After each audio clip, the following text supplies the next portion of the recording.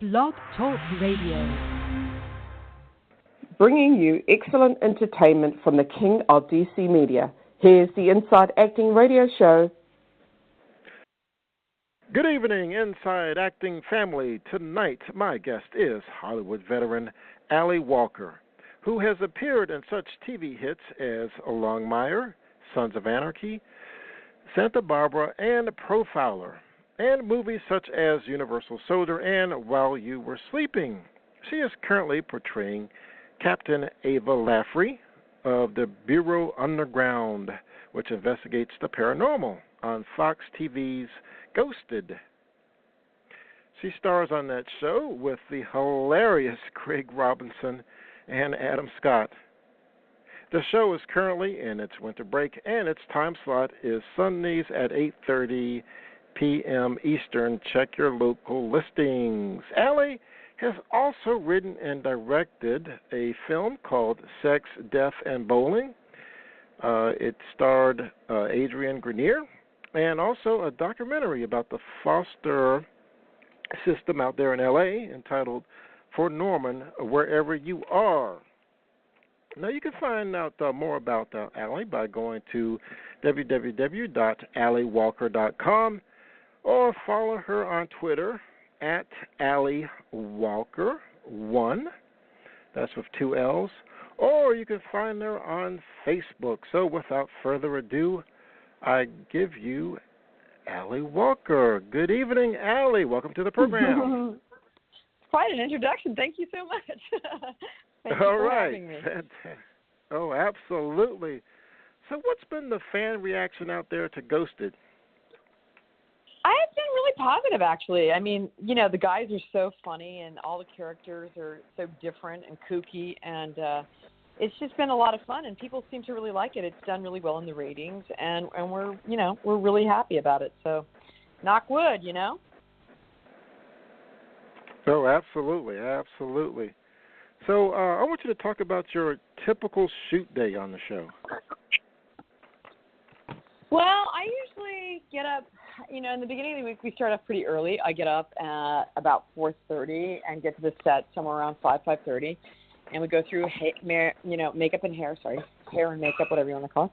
And then I just, we go in and we start blocking scenes and we start shooting. It's pretty fast and furious, but there's a lot to do. And I love the guys on the crew and I love the rest of the cast. It's a really fun group. And it's a comedy, so there's a lot of laughter and goofiness, and it's a lot of fun. So then I get done, and, I usually work a 12-hour day, maybe 14 if there's a lot of work, and I head home. So I get home, about 5 or 6 that night, and do the same thing the next day. Yeah, and the pace is just so fast for TV. I mean, did you get to do more than one take? Oh, yeah, we get more than one take. I mean, we do it till we get it right, usually. But, when you're working with people like this, everybody's, really good at what they do. It's not like film where you have a lot of time, so everybody's aware that they have to be kind of on it and know what they're doing. And you just, you go in to do the work and you shoot and you get in and you get out. And everybody's, we're all vets. We all kind of know what to do, so it's really fun. And if there are things that need to be changed or stuff that doesn't work, we talk about it. And, the directors help us, and the writers come down, and they're there a lot, and they help us. And, that's how we do it. Fantastic. So you got to talk about your audition process to get that show. I hadn't auditioned for a really long time. I just, tend not to audition if I can get offers.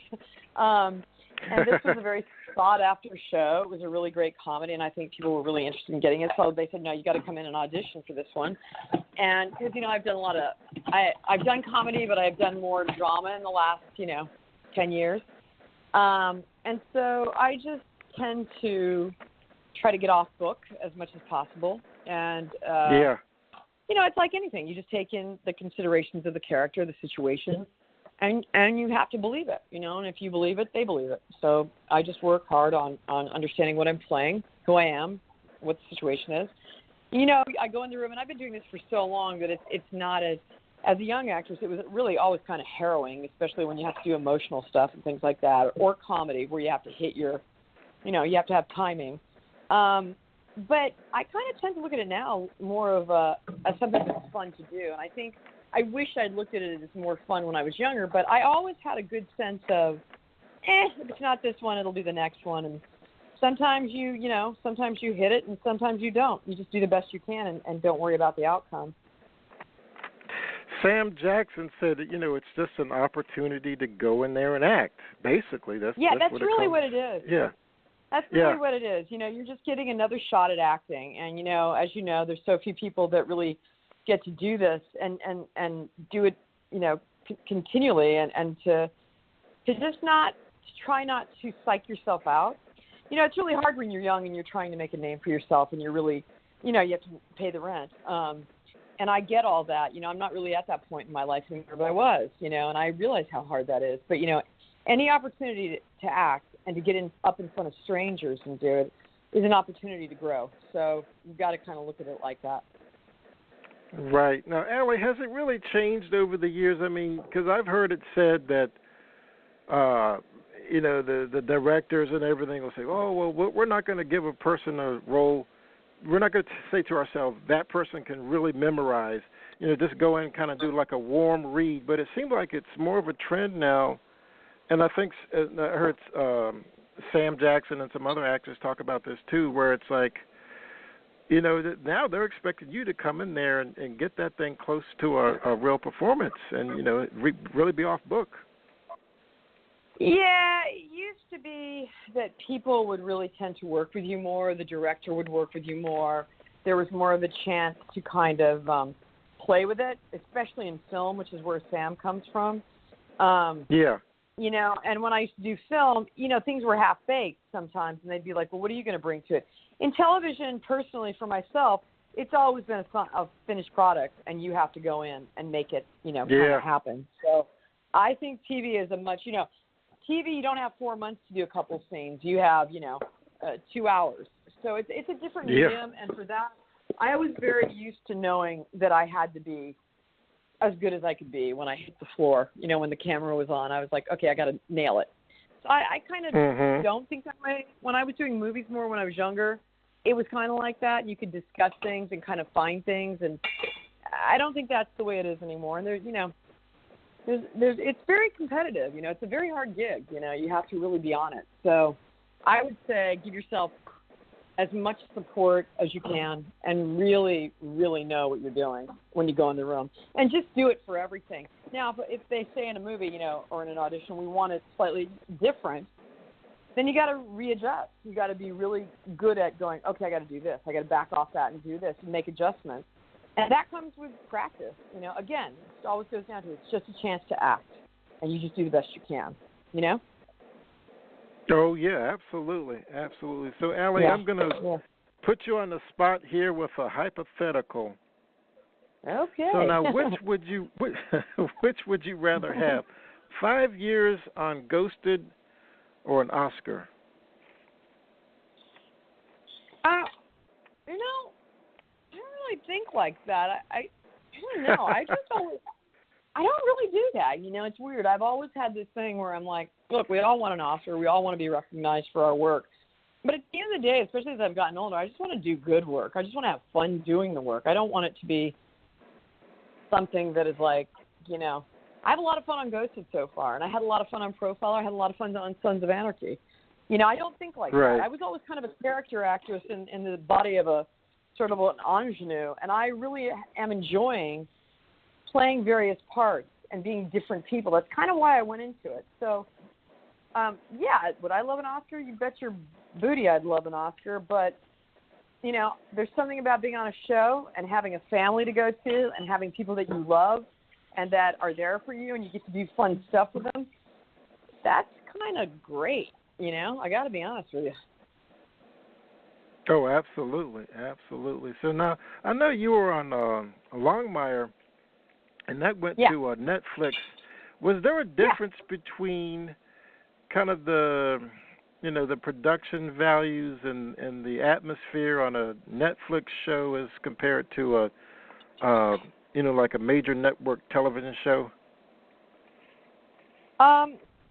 Well, when you're But, talking, yes.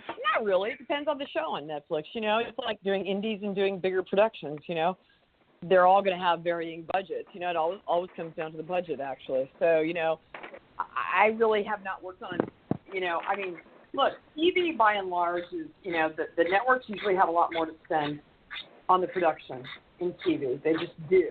They have a lot more money. But all of that's changing, and I think that, you know, people like Netflix but, you know, they're into quantity. They want to do everything. So they have lower budgets until you hit it big. But, you know, it doesn't reflect, it may reflect in the production value of a piece. I don't think it necessarily has to reflect in the acting or, you know, writing of a piece. I don't think that says anything to that. I don't tend to look at that. I mean, I tend to look at what I'm asked to do, and if I like it and I feel I can do it and do something well, you know, I do it. You know, I don't really worry about, gosh, I hope this comes off. You know, I've taken a lot of jobs that people would be like, why are you doing that? And it's like, I don't know, it just spoke to me. I like it and I want to do it, you know. That's just kind of how I am.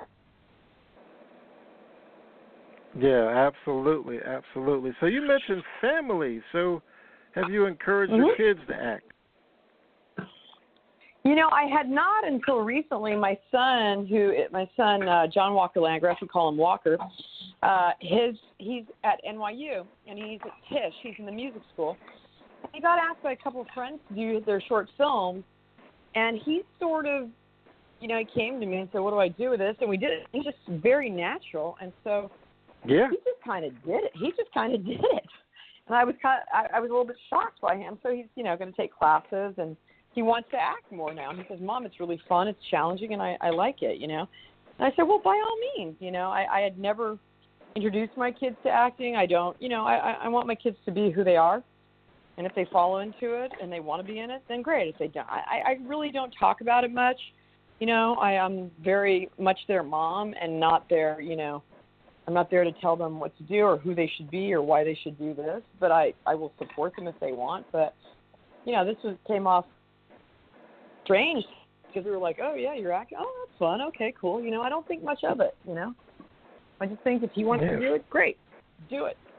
I feel the same way if he was a plumber, you know what I mean? It's like if he wants to be a plumber, if he wants to be a musician, or, you know, he wants to be, you know, it's your job as a parent to go, good, do it, you know, I'm proud of you. There you go. Sounds like a chip off the old block. Well, yeah, I guess. I don't know. We'll see. I hope he has fun. That's all. There you go. Who's been some of your favorite co-stars over the years? A lot of favorite co-stars. I've worked with Peter O'Toole. I worked with Sandy Bullock. I've worked with Robert Davi, who I thought was hilarious. I've worked with Katie Seagal. I've worked with Adam Scott, Tim DeKay. You know, Jean-Claude Van Damme was really fun. I like it. I pretty much get along with everybody. You know, you got to go a long way to make me not like you. And I've had a lot of fun with everybody. You know, I've been really lucky. I've just really enjoyed the people that I meet on the set, and it's a group effort, and we all tend to pull together. I've worked with some really good actors. I've been, you know, very fortunate. All right. So how is your documentary doing, Norman, Where Are You? For Norman, Wherever You Are. That came out in 2005, and it has like a little bit of a cult following, and people said that it helped change laws in the United States, or in Los Angeles County anyway, I'm sorry, not United States. The laws dealing with foster kids, and they brought in more wraparound services into the LA County area after the film came out. It's been used as a teaching tool in colleges on the East Coast. Nice. And, you know, it was a real hard thing to do, and it was a labor of love.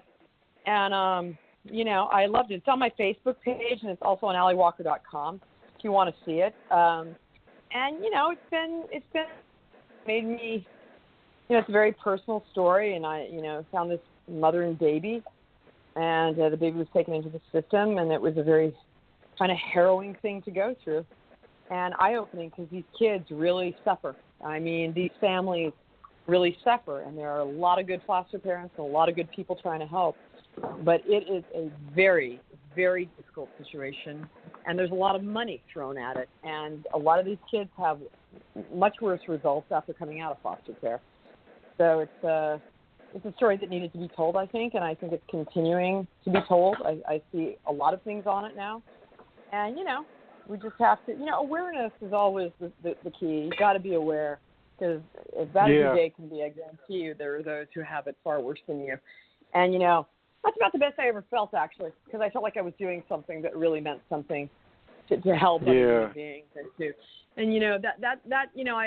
I always applaud Angelina Jolie, whatever you may think of her personally or whatever. I don't know what the tabloid, fodder is or whatever, but I have to tell you, somebody like that who goes out and tirelessly helps and raises awareness and brings awareness to people who are being abused or hurt or don't have a fair shot, they just have respect for. I have so much respect for the people who are actively trying to help in the system, and for these kids. They're the best people I met. I used to say it's the best people in Los Angeles, because they're just really good people, and they deserve our help, and they deserve a better shake than they're getting. And, I'm going to continue to do more work with it. I do silently now. I help and do what I can. And I probably will go and do another documentary, a follow-up documentary. I've been threatening that for a while now, but I think I will do that sooner than later. And we'll see what happens. It's just a very sad situation. And, there's so much about DACA, and deservedly so, but there needs to be an outcry for these kids and, what they're enduring in these situations. And we've got to all, everybody's trying, but I think we all need to come together and make it better. Yeah, you got that right. Yeah, documentaries are very, very powerful, very powerful. And I'm going to kind of take a little bit of a left turn and talk about something that's somewhat controversial. Is your take on some of the Hollywood harassment scandals that's been going on? Yeah. Well, I think it's great. I think it's great that these people are standing up for themselves. They're finding their voice. You see it in the gymnastics world. You're seeing it all over, that women, if there's anything that happened throughout this rough couple of years that we've had, or year, God, it seems like a decade, but I think women are really starting to stand up and go, no, this is not the way we do business. This is not right. We're tired of it. I don't know any actress or any woman, actually. It's very hard to find a woman in the world, I think, who hasn't dealt with harassment, who hasn't dealt with, and it's not so much, it doesn't even need to be in the form of sexual harassment, It can be in the form of just being treated as a second-class citizen, or overlooked, or paid less, or treated like, they don't count because of their sex, And I just think it's all part and parcel of this, sort of age-old system that we all bought into and that we all absolutely have to change. But I'm really proud of the women who've come out and who, told their stories. I was listening to the judge sentence the doctor, today for sexually molesting all those little girls in the gymnastics team. And, it was horrifying, It was just horrifying. But there's so much pedophilia and there's so much harassment. Harassment of anyone, male or female, should not be tolerated. It should just not be tolerated. And unfortunately with women, it's kind of part and parcel of doing business in many areas. And I'm really happy, and I think that this is a huge moment. Look at the world. Look at how women are treated in the world. It's pretty astonishing. And I don't know. It's like whether you're African American, gay, female, there is no difference. There is no difference. You're a human being. You have a God-given right to get through your life without being treated as if, because of your differences, it's deserved. And I'm really proud of the women who are doing this and spearheading this and changing, So it's great. Yeah. Go ahead. No, I have nothing else to add to that. Oh, okay, yeah. And Alex, talk a little bit about the pay disparities, because I know there's been some actresses in the news that have run into that. Also. Yeah. Well, I just had a conversation with someone who's pretty well known, and I was asking her about how things were on her show and everything, and she said fine. It just pisses me off that the male counterpart that she worked with was making considerably more. And these two people have about the same standing, in the marketplace. And I just was like, you're kidding me. And she said no. And I was a little shocked by that, and I've heard it time and time again from women in film and women in TV that, they are paid much less. Now, I don't look into what other people are paid. I've never asked anybody what they're paid. I know that on Profiler, that didn't happen. But it happens. It's pretty standard, I think. So it's sad. Again, people aren't looked on as people. You're lucky. Yeah. You're getting this. I just think it's in every area, though. No, women. I long for the days. It was so fun in the 40s, 30s and 40s, when there were all those great female-driven movies. The Mildred Pierce and bringing a big, like these great thought-out characters. And I think we're seeing it more and more again, especially in TV. People have always asked me, why did I was told not to do TV as a young actress. Consistently, do not do TV. They actually got mad at me when I accepted the role on. Well, not mad, but they were disappointed because I went from Universal Soldier and Singles to Moon Over Miami, which was a TV series. And I remember my agent saying, why are you doing that? That's not a good move. And I thought, because the character's better than the stuff I'm reading in film, and it's just, I think it's just hard, I think, look, it's just, the Equal Rights Amendment didn't pass, equal pay. That's just shocking in this country, in this day and age, that we still have that out there. That's unreal, And you have how many more single moms? And who do you know that has, just the father bringing home the paycheck?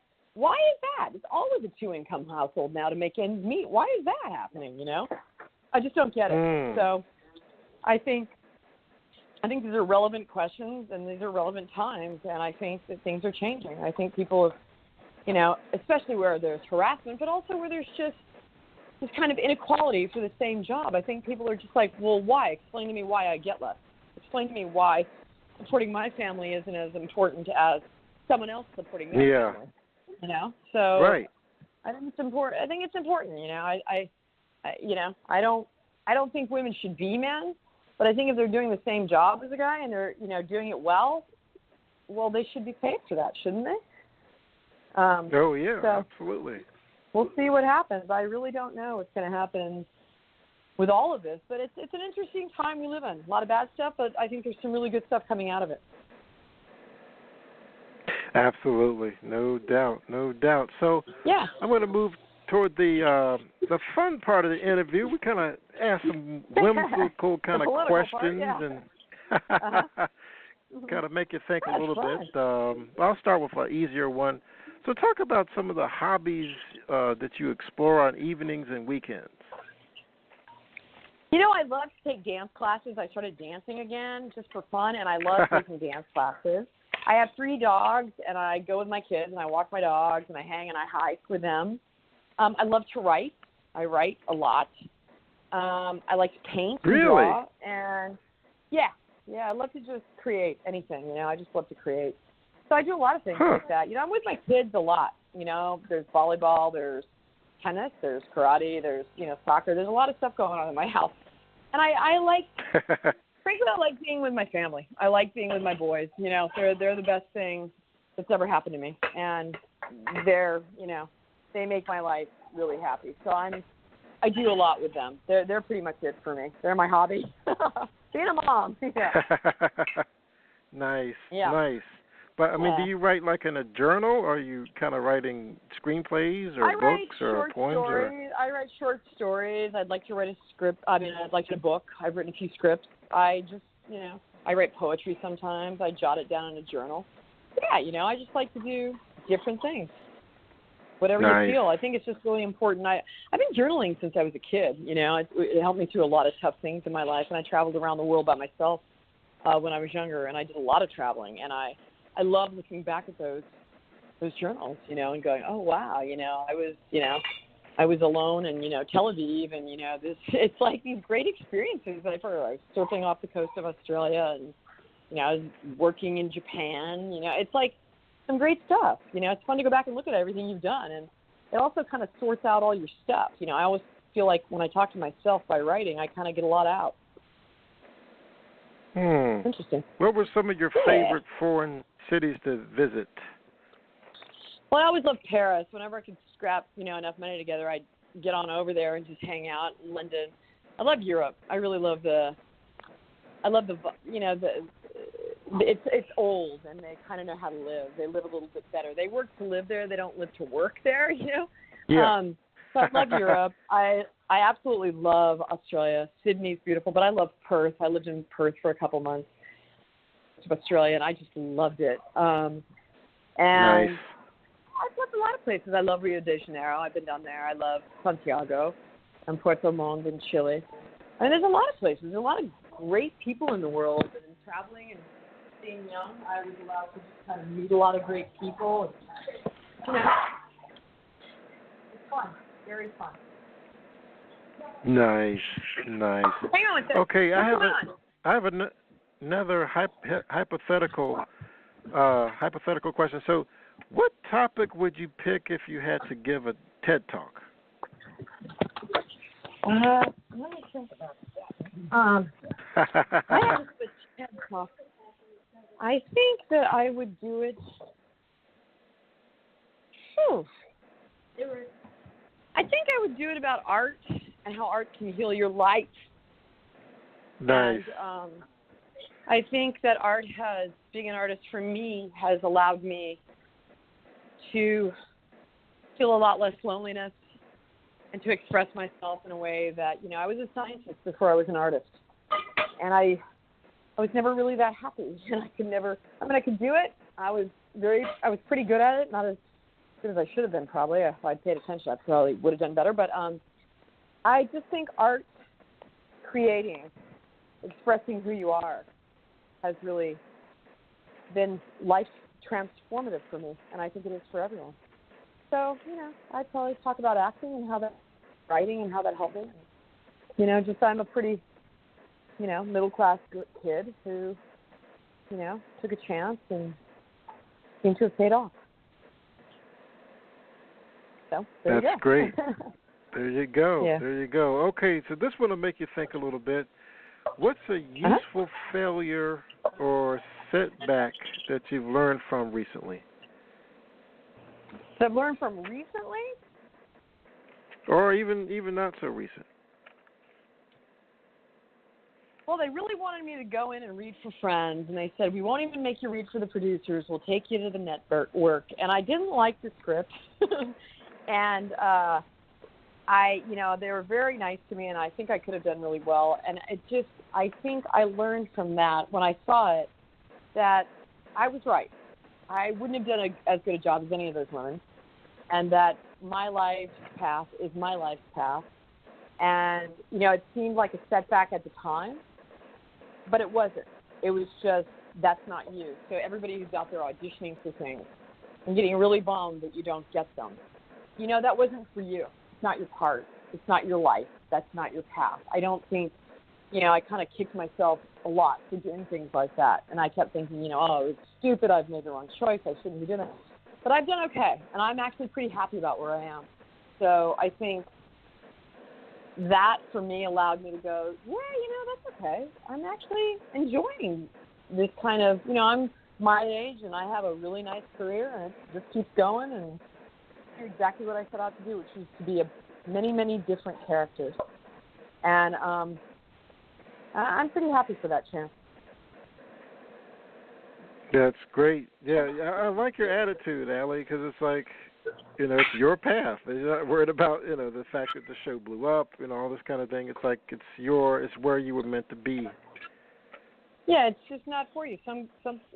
Your path is your path, and where you are in that moment is where you are in that moment. So I've really kind of taken that as a really good life lesson and not compared myself to others and not, I really try not to get down on myself about things that are really not meant to be. Fantastic. So what advice would you give to your younger self? I'd say be easier on yourself and have more fun. Be easier on yourself and have more fun. I was a very intense young woman. And I think I could have had, I mean, I did travel a lot, which was great, but I think I could have been easier on myself and probably others as I was doing it, as I was doing the work. So, I was always very intense about the work. So I think got to take it a little bit laid back is a little bit better. Yeah, learn how to live a little bit. Yeah, man. Yeah. That's the key. That's right. What are some of your favorite books? Oh, my God. I'm going to tell you, the best book, I read a book about, God, it was a long time ago now. And it's this young woman who wrote it, and I haven't read anything of hers since. And I don't read a lot now because of my kids, and I'm just always reading scripts and stuff. But I read this book, which is really interesting, called A History of Love. And I remember thinking that was such an amazing book, and it was so beautifully written. I don't know if I'd still feel the same now, but I loved it at the time. I'm reading about Georgia O'Keeffe again because she's been I love Georgia O'Keeffe's work. I'm reading more autobiographies now. As I get older, I tend to enjoy those more. There's one about Picasso that I bought, and there's one really into artists right now. I just really, the whole art is so, to be able to fine art, painting, and it's just so amazing, and so something that I really want to try to do as I get older, because I just always have this longing to do things I don't know how to do, and I'm pretty bad at it, but I'd still like to try it. Yeah, that's the challenge. To learn about it. Okay, so about to wrap up here. So is there anything else you want to say or request of the audience, or anything else you want to put out there? I want you to go watch my movie Sex Death Bowling on Netflix. It's a great little movie. And stay tuned for Ghosted, and please watch Colony. And those are my plugs for the evening. So there you go. Fantastic. Okay, Allie, it's been a pleasure as always. I think I learned a lot tonight. We had fun. Thank you so much for having me. All right. Absolutely. Okay. Take Best care. Of luck. Bye. Okay. Bye-bye. All right, folks. Remember to do something for your career every single day and break a leg. Night.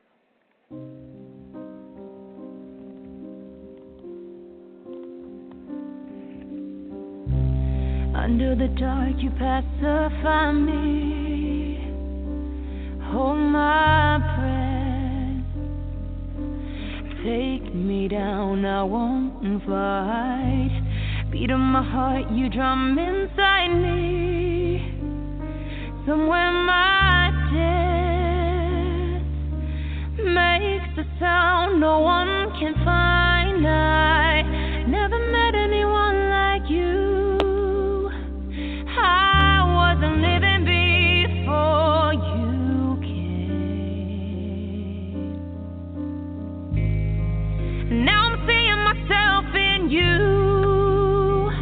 I'm in your image, I'm not the same. And I can see everything in your eyes. Some in the light of day. As the sun dies, I wanna lacerate in the skies. You can be all I need, all that I see when the world is fine.